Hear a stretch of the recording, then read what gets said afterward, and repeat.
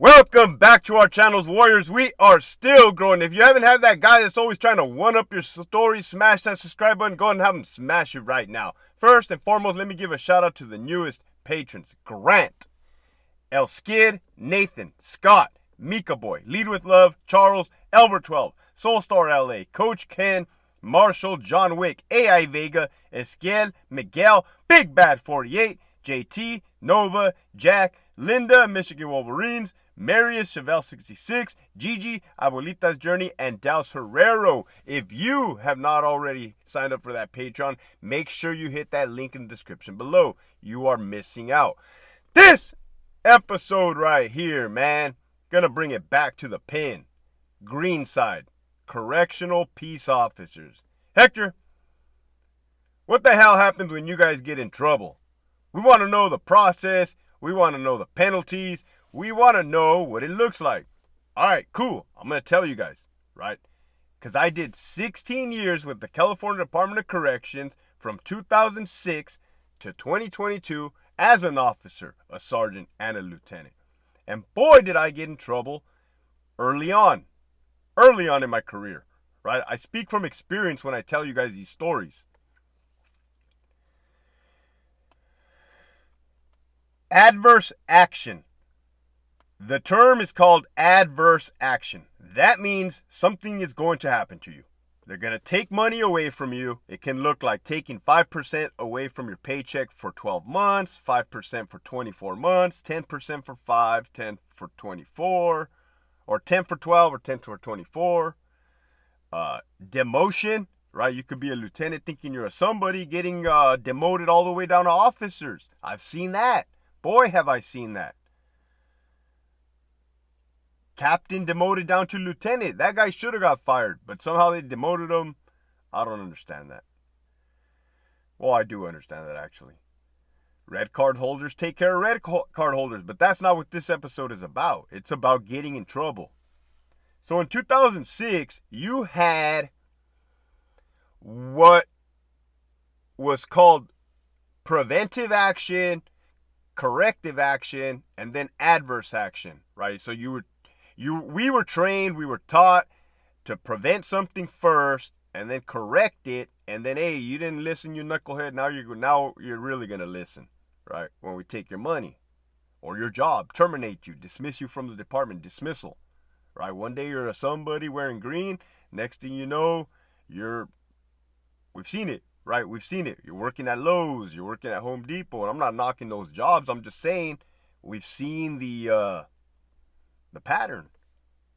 Target. Fuck, whatever you got to do to put food on that table, right?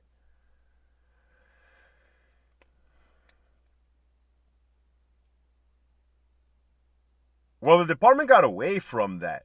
It got away from the whole preventive, the whole corrective. Now, in 2022, they will chop off your head. You look the wrong way, you talk bad about the wrong manager, you know too much about the inside, you have too much dirt on them. Well, they might take care, that's the crazy thing. They'll look out for you if you have too much dirt on them, right? Because they don't want to be exposed. But the year 2009, I was a correctional officer at Centinela State Prison. Probably 24 years old, 25 years old-ish. I was crashing at a friend's house, a coworker, and that's not abnormal. You guys will see in the department, yeah. When I speak, I'm speaking from down south all the way up north, man. You can fucking tell this story a million times. How many correctional officers do we know that dudes that are in a relationship, then they end up on the outs, right? Like the doghouse, or like I said, you get caught up in the BS, the drama at work, and next thing you know, hey, the roommates, right? The roommates, you got one CO sleeping on the couch on the other COs, right? Till they fucking figure their life out. Well, that was me at that time, right? Going through the bullshit that I put myself through because of alcoholism, because I was young, dumb, new to the department, following fucking suit with what it fucking, what it has. So at the time, me and my old lady, me and my girlfriend at the time, okay, my current wife, right? But she was my girlfriend at the time. We'd been dating for 3 years, man. New into the relationship, young. Me and my buddy go and get we go to the bar, Tommy's bar in El Centro, and I wasn't even drinking that much, to tell you the truth. And when I say that, it is because, oh man, there's been times where I've been fucking shit faced to the wind, like two sheets to the wind, right? Whatever that saying goes. And this one, I probably had a couple beers, probably like a handful of beers, and maybe one or two shots. To me, and my tolerance at that time, I had a high tolerance, which is not a good thing. I get in my truck. I leave the bar. No shit, man. Fucking police lights. Boom. Light my ass up right there. Pulled over. And in my head, for some reason, I said, I'm getting a DUI. Even though I wasn't drunk, I knew it was more than likely past that legal limit. I pull over. And this cop, man, this cop from El Centro. I told you guys they're dicks. In Brawley and El Centro, they're dicks because it's a small town. They're not fighting any real crime, right? Look at your major cities: San Diego, LA, Stockton, San Jose, Fresno. You know, so they just don't be having nothing better to do, right? And I blamed the cop for many years when in reality, I'm the one that drank, I'm the one that drove. But the cop figured out that I worked for the department and he laughed. He goes, I arrested your sergeant last night. And I said, what? Right? Because he caught me off guard, man. I just wanted to, whatever they do was going to do. Put me in handcuffs, send me away to jail. It would have been my second time. Was my second time going to jail. He said, yeah, I arrested your sergeant last night for DUI. I said, and? The fuck? Like, hey, I told you your boy's a little wild, right? And drinking, wild. I said, hey, you fucking get off on that or what? You get off on fucking arresting COs or what the fuck? No, I'm just saying, right? Dude started like kind of backpedaling. And I'm like, nah, fuck that. The way that you fucking came out, like, this is a true story. I was fucking wild with it. So, he gets me out of the vehicle. I do the fucking field sobriety test. I think so. He fucking gives me the field sobriety test, walk the little line, touch your nose, and then he gives me the breathalyzer afterwards. And of course, I blew over the legal limit, and I said, "Hey, man, if you were just gonna fucking give me the breathalyzer, would you just do that right off the fucking start instead of having me do these stupid little fucking tests?" Right? Kind of like looking at me like, the fuck? Yeah, right. He opened that door, right? And I told you I was kind of wild with it. Yeah, then I went on just to continuously talk shit to the cop from that point all the way to the police station. I just talking about him being a bitch. I went off, man. I went off. Right.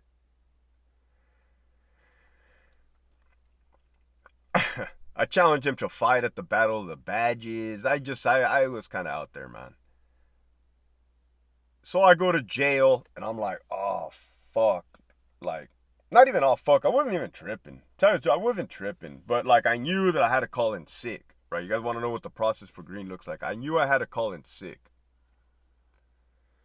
Luckily, my friend that I was with, he was a CO. He called the watch and said, hey, put so-and-so out. He ain't going to make it. And I fucking go to jail. I knew how to bail myself out. I bailed myself out.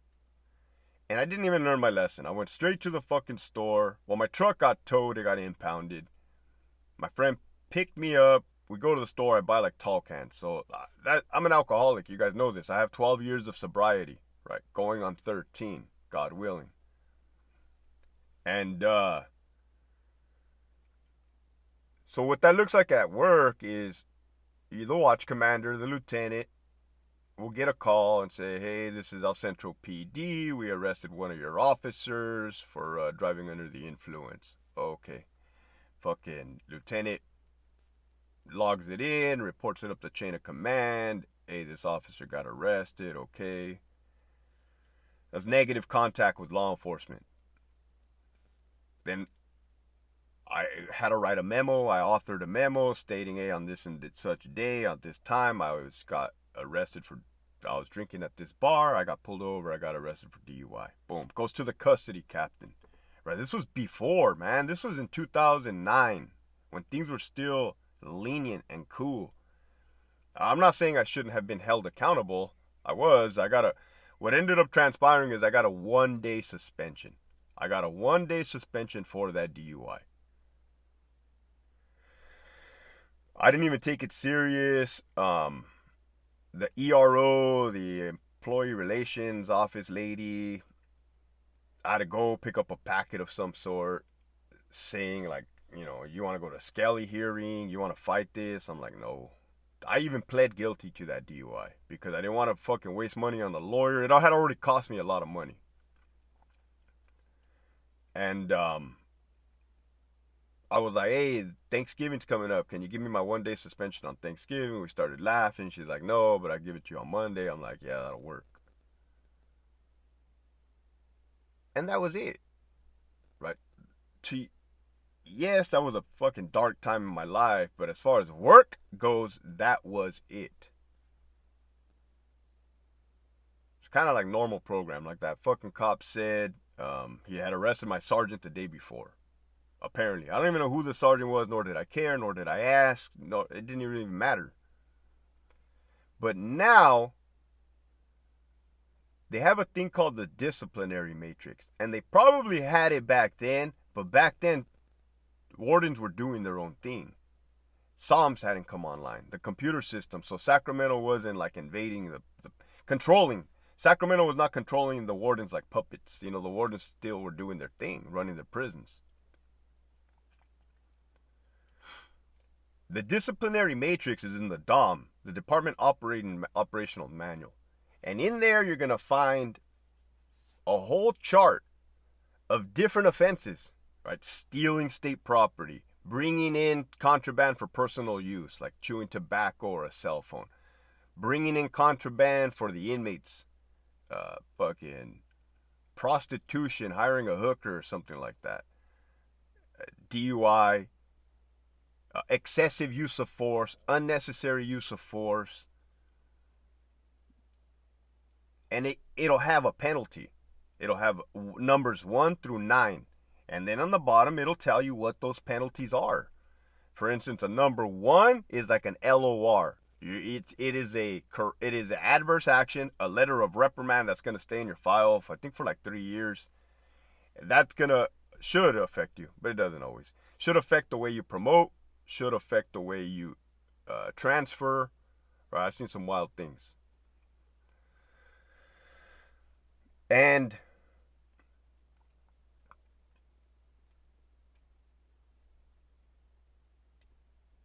so what I did as a sergeant and as a lieutenant is kind of wild with it. I made a list of all number 9s, right? I made a spreadsheet, a little chart, all number 9 offenses. This is the shit that's going to get me fired. So I'm like, all right, I'm definitely not doing any of these, right? Then when I found out the number 8s were demotions, right? I didn't really feel like getting demoted a sergeant back to officer or lieutenant to sergeant. So I'm like, not doing any number 8s, right?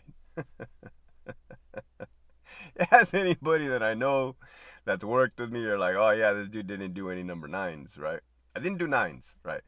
I had a buddy there, and he's like, hey, remember in the Army? Because he was in the Army too. He's like, they used to tell us, do what your pockets can afford.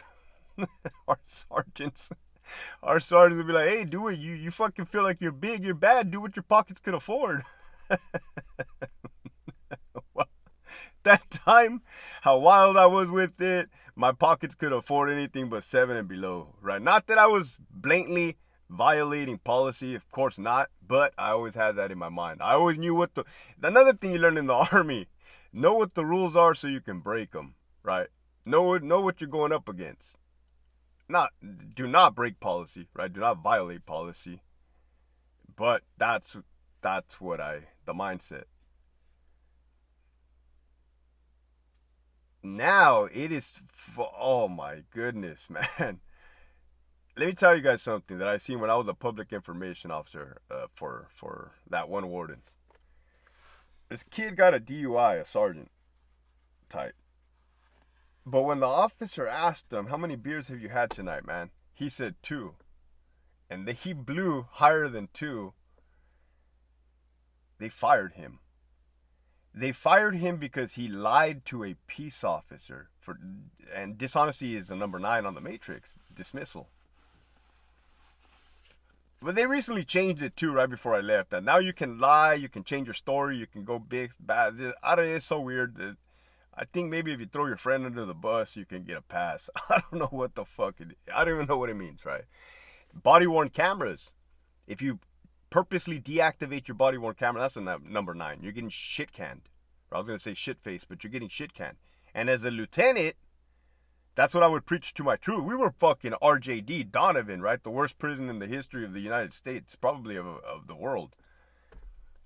And I knew the games that Sacramento tried to, or not try to play, that where they played, right? Always gunning for cops, trying to burn them at anything. And I told the cops, I held meetings, I said, they are not fucking around. They are not fucking around. They are not fucking around. Do not turn off your body-worn camera. I don't care. Right? I don't care. I'd rather you get in trouble for talking shit about the administration than to get fucking fired for turning off your body-worn camera. Like this light just turned off in here. A bitch. Just blew my fucking cover. Bill, I just blew my fucking cover. Yeah, abort. Abracadabra. So anyways, you guys remember that movie Half Baked? That was a good one. Abracadabra, bro. Youngsters don't know what movie I'm talking about.